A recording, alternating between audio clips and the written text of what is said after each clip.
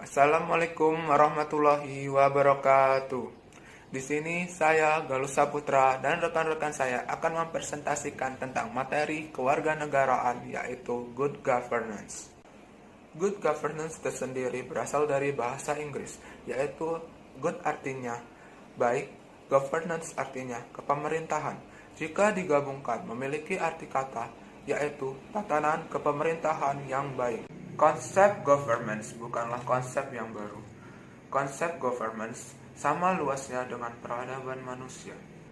Governance merupakan suatu terminologi pengganti istilah dari government yang menunjukkan penggunaan otoritas politik, ekonomi, dan administrasi untuk mengelola masalah-masalah kenegaraan. Good governance dapat diartikan sebagai tindakan untuk mengarahkan, mengatur, dan mempengaruhi suatu masalah publik. Ranah good governance tidak terbatas pada negara atau birokrasi pemerintahan saja, tetapi juga ranah masyarakat sipil, non-pemerintahan, dan swasta. Menurut Lembaga Administrasi Negara dalam Serdama Yanti tahun 2008, good governance dibagi menjadi dua. Satu, nilai-nilai yang menjunjung tinggi keinginan atau kehendak rakyat dapat meningkatkan kemampuan rakyat dalam mencapai tujuan nasional, kemandirian, pembangunan berkelanjutan, dan keadilan sosial. Dua, aspek-aspek fungsional dari pemerintahan, efektif dan efisien dalam pelaksanaan tugasnya mencapai tujuan-tujuan tersebut. Menurut para ahli, good governance dibagi menjadi beberapa pengertian. Di antaranya, menurut Robert Charcliffe dalam Panji Santosa tahun 2008 mendefinisikan good governance sebagai pengolahan segala macam urusan publik secara efektif melalui pembuatan peraturan atau kebijakan yang baik demi untuk mempromosikan nilai-nilai kemasyarakatan. Berikut tadi pengertian tentang good governance. Selanjutnya akan dijelaskan tentang latar belakang good governance oleh rekan saya Ahmad Khairuddin. Assalamualaikum warahmatullahi wabarakatuh. Saya Ahmad Khairuddin dari kelompok 5 akan menerangkan latar belakang good governance. Lahirnya wacana good governance berakar dari penyimpangan-penyimpangan yang terjadi dalam praktek pemerintahan seperti korupsi, kolusi, dan nepotisme.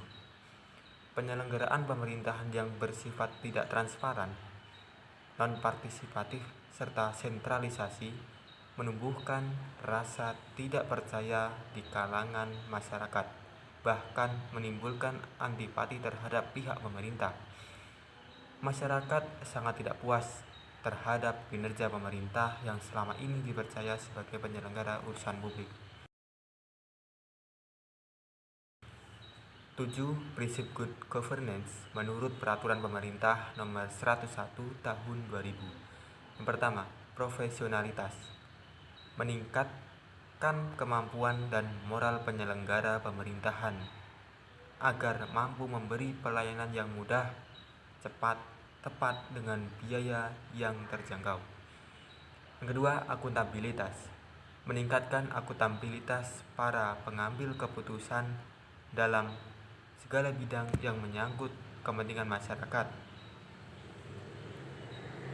Yang ketiga, pertama, transparansi. Yang kedua, menciptakan kepercayaan timbal balik antara pemerintah dan masyarakat melalui penyediaan informasi dan menjamin kemudahan di dalam memperoleh informasi yang akurat dan memadai. Yang keempat, pertama, pelayanan prima.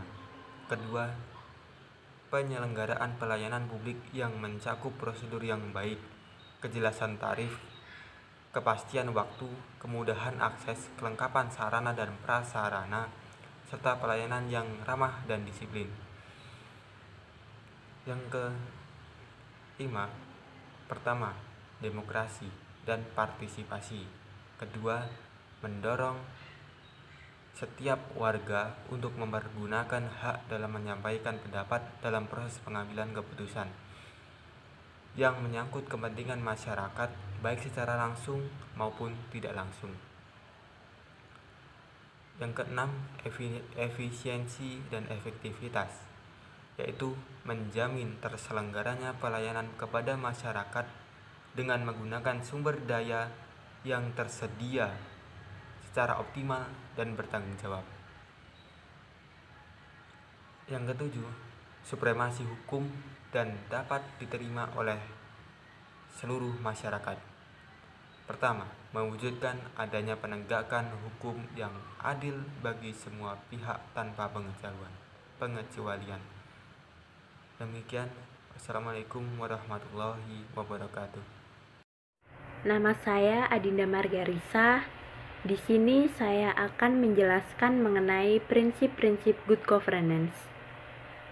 Salah satu cara untuk kita memahami good governance lebih lanjut adalah dengan cara memahami prinsip-prinsip dalam good governance itu sendiri.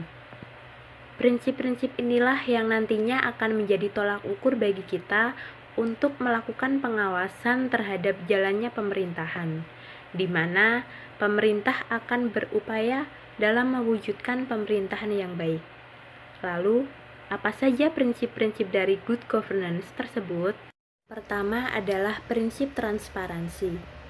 Prinsip transparansi ini adalah prinsip good governance yang paling penting karena dengan adanya prinsip transparansi bisa diciptakan hubungan timbal balik kepercayaan antara pemerintah dan masyarakat. Di sini pemerintah akan berupaya memberikan informasi kepada masyarakat mengenai jalannya pemerintahan. Adanya transparansi ini akan mendorong masyarakat untuk berpartisipasi dalam penyelenggaraan pemerintah, baik itu secara langsung maupun tidak langsung. Dengan kata lain, adanya prinsip transparansi ini akan memudahkan komunikasi antara pemerintah dan juga masyarakat. Yang kedua adalah prinsip partisipasi. Seperti yang sudah disebutkan tadi, bahwa transparansi dari pemerintah akan mendorong masyarakat untuk lebih berpartisipasi dalam penyelenggaraan pemerintah, baik itu secara langsung maupun tidak langsung. Di mana partisipasi ini akan cenderung mendorong masyarakat untuk menggunakan hak suaranya dalam menyampaikan pendapat kepada pemerintah. Sehingga pemerintah dalam membuat kebijakan akan mendapat banyak sekali saran dari masyarakat, khususnya dalam menyelesaikan berbagai persoalan. Tentu saja ini menguntungkan bagi pemerintah maupun masyarakat. Masyarakat akan diuntungkan karena aspirasinya bisa didengar langsung oleh pemerintah. Kemudian, pemerintah juga diuntungkan karena dalam menyelesaikan berbagai persoalan, pemerintah mendapat berbagai macam saran dari masyarakat. Ketiga adalah supremasi hukum atau penegakan hukum. Perwujudan hukum yang adil bagi setiap orang tanpa memandang status sosial akan mewujudkan suatu kestabilan. Dari kestabilan inilah akan tercipta keputusan yang baik bagi masyarakat. Jika hukum ditegakkan, maka hak asasi rakyat akan dijamin oleh pemerintah, sehingga masyarakat akan merasa dilindungi oleh pemerintah, yang berakibat pemerintah akan mendapat dukungan dari masyarakat. Tentu saja hal ini akan berdampak baik bagi Indonesia. Yang keempat adalah responsif atau daya tanggap. Dengan banyaknya penyelenggara pemerintah yang berkepentingan, dibutuhkan prinsip daya tanggap untuk memastikan lembaga-lembaga dan seluruh proses pemerintahan melakukan pelayanan kepada pihak yang berkepentingan tanpa diskriminasi. Di sini, pemerintah diharapkan untuk memaksimalkan upayanya dalam melayani masyarakat untuk menjembatani berbagai kepentingan masyarakat yang berbeda-beda. Yang kelima adalah berorientasi pada konsensus. Dalam prinsip ini menyatakan bahwa setiap keputusan yang diambil harus melalui musyawarah melalui konsensus terlebih dahulu. Metode pengambilan keputusan seperti ini selain dapat memuaskan banyak pihak yang terlibat, juga akan menjadi keputusan yang mengikat dan milik bersama, sehingga akan mempunyai kekuatan memaksa para pihak yang terlibat untuk melaksanakan keputusan tersebut. Prinsip ini tentu saja perlu dikembangkan pada penyelenggaraan pemerintah, mengingat banyaknya persoalan-persoalan yang harus diurus dan dipertanggungjawabkan pemerintah kepada rakyat. Semakin banyak aspirasi masyarakat, tentu saja keputusan yang akan diambil juga akan dapat mewakili aspirasi rakyat dan juga memenuhi kebutuhan rakyat. Keenam adalah prinsip kesetaraan. Dalam prinsip kesetaraan, setiap orang akan mempunyai kedudukan yang sama di mata negara. Setiap orang akan mempunyai peluang dan kesempatan yang sama untuk meningkatkan kesejahteraan hidup. Selain itu, prinsip kesetaraan juga berhubungan dengan keadilan pemerintah dalam melaksanakan pelayanan publik. Ketujuh adalah prinsip efektif dan efisien. Untuk menunjang prinsip-prinsip yang telah disebutkan tadi, maka pemerintah juga harus mempunyai prinsip efektif dan efisien. Kriteria efektif ini biasanya diukur dengan parameter produk yang dapat menjangkau sebesar-besarnya kebutuhan masyarakat dari berbagai kelompok dan berbagai lapisan sosial. Supaya pemerintah dapat berjalan efektif dan efisien, maka pemerintah harus mampu menyusun perencanaan-perencanaan terkait kebutuhan masyarakat yang terukur dan rasional. Perencanaan-perencanaan ini nantinya dapat diharapkan supaya masyarakat dapat ikut berpartisipasi dalam penyelenggaraan pemerintahan, baik itu secara langsung maupun tidak langsung, karena pada dasarnya program-program pemerintah yang diambil merupakan bagian dari kebutuhan masyarakat itu sendiri. Kedelapan adalah prinsip akuntabilitas. Akuntabilitas adalah pertanggungjawaban pemerintah kepada masyarakat yang sudah memberikan kewenangan untuk menjalankan pemerintahan. Para pengambil keputusan di pemerintahan harus mempertanggungjawabkan kinerjanya kepada masyarakat dan juga kepada lembaga-lembaga yang terkait. Selain itu, instrumen dasar pelaksanaan akuntabilitas ini adalah peraturan perundang-undangan yang berlaku saat itu. Sedangkan instrumen pendukung yaitu pedoman tingkah laku dan juga pengawasan terhadap kinerja pemerintah dan juga pengawasan dari saksi yang jelas dan tegas. Perkenalkan, saya Hamdani Firmansyah, NPM 1919011041. Saya akan melanjutkan presentasi dari teman saya, yaitu Adina Margarisa, masuk ke materi menuju good governance di Indonesia. Good governance di Indonesia muncul di era reformasi. Hingga saat ini, good governance di Indonesia belum mampu berjalan dengan baik. Setelah era reformasi, diawali dengan pergantian kepemimpinan dari Soeharto ke Habibie, selanjutnya berturut-turut ke Gus Dur, Megawati, Susilo Bambang Yudhoyono, sampai sekarang yaitu Joko Widodo. Pemerintah mulai memiliki komitmen menjadikan good governance sebagai landasan nilai pemerintahan. Pada era reformasi, legislatif dan eksekutif telah menghasilkan 3 produk perundang-undangan yang mengubah wajah sistem pemerintahan di Indonesia. Yang pertama adalah Undang-Undang Nomor 32 Tahun 2004 tentang Pemerintahan Daerah dengan fokus utama pemberian wewenang yang lebih besar kepada daerah kabupaten dan kota dalam mengelola pemerintahan dan pembangunannya. Kedua adalah Undang-Undang Nomor 33 Tahun 2004 mengatur tentang pelaksanaan perimbangan keuangan antara pemerintah pusat dan pemerintah daerah. Yang ketiga, Undang-Undang Nomor 28 Tahun 1999 mengatur tentang pelaksanaan pemerintahan yang baik dengan fokus pada pelaksanaan pemerintahan dan pembangunan, baik di daerah maupun di pusat. Sekarang ini, pemerintahan Indonesia dipimpin oleh Presiden Joko Widodo periode 2019-2024 yang telah menjabat periode sebelumnya, yang berfokus pada pengembangan sumber daya manusia yang juga dilanjutkan pada periode sekarang ini. Dalam pelaksanaan good governance saat ini, yang juga dalam masa bencana global yaitu SARS-CoV-2, seperti yang telah disampaikan pada slide sebelumnya, bahwa pelaksanaan good governance di Indonesia belum berjalan dengan baik. Menurut saya, ada beberapa hal yang menyebabkan pelaksanaan good governance di Indonesia belum dapat berjalan dengan baik. Yang pertama, berkaitan dengan undang-undang yang menjadi landasan good governance itu sendiri. Contohnya, tingkat korupsi di Indonesia masih sangat tinggi. Yang kedua, dalam aspek pendidikan, yaitu kurikulum yang belum bisa menyesuaikan dan mengikuti perkembangan ilmu pengetahuan dan teknologi sekarang ini. Yang selanjutnya adalah masalah kesehatan, yang sekarang tengah menjadi perbincangan adalah kenaikan iuran BPJS.